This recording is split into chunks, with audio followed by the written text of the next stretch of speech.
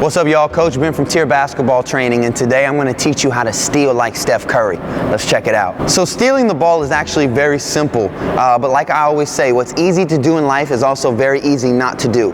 98% of players don't do these 4 simple principles, and because 98% of players don't do them, if you can master these 4 principles, you're going to stand out because you're going to be a part of the rare 2%, 1% even maybe, that does them. And this is going to make you look better in front of coaches, high school and college, and this is going to increase your rate of stealing the basketball by 2 to 3 times a game. So let's check it out. The first principle, knowing the positions.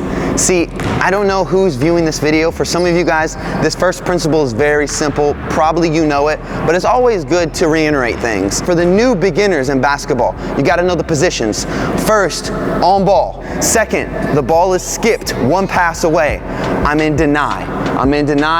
And me, usually what I like to do is I like to have 2 fingers out. I like to point where my man is, and I like to point where ball is. If I'm 2 passes away, right? Very simple. Here's how you just learn it and how you can always master this. I'm in between man and ball. If you can make sure that you're in between man and ball and you can point and see both of them, then you'll know if you're in the right position or wrong position. A lot of times what happens in this 2 pass away defensive sequence is players get too far up. So where they are in between man and ball, the ball's over there 2 passes away, their man is there, they're still in between, but they're not backed up enough. They can't see both. So just take a couple steps back, and now when I can see both, now I'm in the proper area for my defensive sequence. Last and not least, basket line, where maybe it's skipped to the corner and it's your man's in one corner, the ball's in the opposite corner. You want to be basket line, which is easiest way to say it again, in between man and ball. And if I can't see it, maybe they're really far in the corner, I need to drop back until I can see both, and now I'm in every proper defensive position that I can possibly be in. So let's go on to principle number 2. When the ball is reversed 1 pass away, and now we already know the different positions, I'm in deny. Here is what most players do. You ready for it? They stand up. They don't stay in their stance. If you want to steal the ball more, you have to be low and in a defensive stance, an athletic stance, always. The person that can be low the most will steal the ball the most. Here's why. If I'm in my low defensive stance, now I'm active. Everything is gauged. My reaction time is better. My first step is better. But if I'm standing up like this and the ball comes back, I'm not ready and I could be a second late. And that second late is a long time in basketball. So make sure, again, when you're 1 pass away or 2 passes away, you're low. You're low, so if that ball is skipped or that ball is passed, now I'm active, I'm ready to get that steal, and we're going the opposite direction. Let's get into the third principle, being having active hands. So when I'm here, right, so many players, when they're on ball or even off ball, their hands go down. Keep your hands up. When you have your hands up, and it's just a mental toughness, a focus thing. When you can focus on keeping your hands up, gauging the ball, following the ball, even on the pass, keeping your hands up, being active, you're actually going to get more steals than none.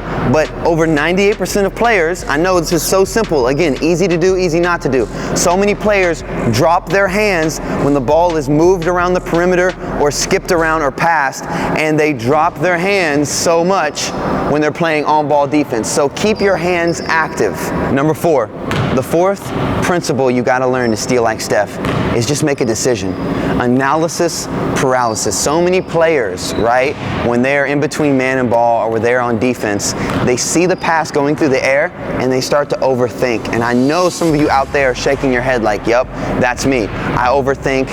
And when you overanalyze and overthink, you're going to paralyze yourself and you're not going to make a decision at all. You're not going to move. You're going to miss out on the steal. So the fourth principle is just make a decision. If you think you can get it, go get it. If you think you can't, don't, right? And if you can do that, even if you do mess up, hear me out, even if you do go for the steal and you mess up a ton, now you're learning. You can't win without losing first. You can't understand something without failing first. So either way, don't look at it as a negative. Look at it as a positive. Have a different perspective.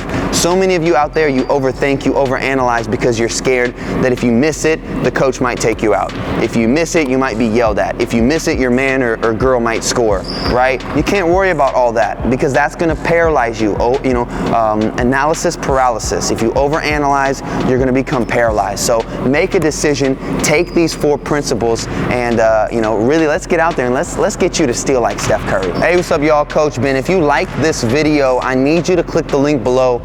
If you click the link below, it's going to take you to my website. You're going to get 4 free drills that's going to help you with ball handling, with shooting, and with in-game confidence to master shooting and ball handling. And I'm giving you those for free.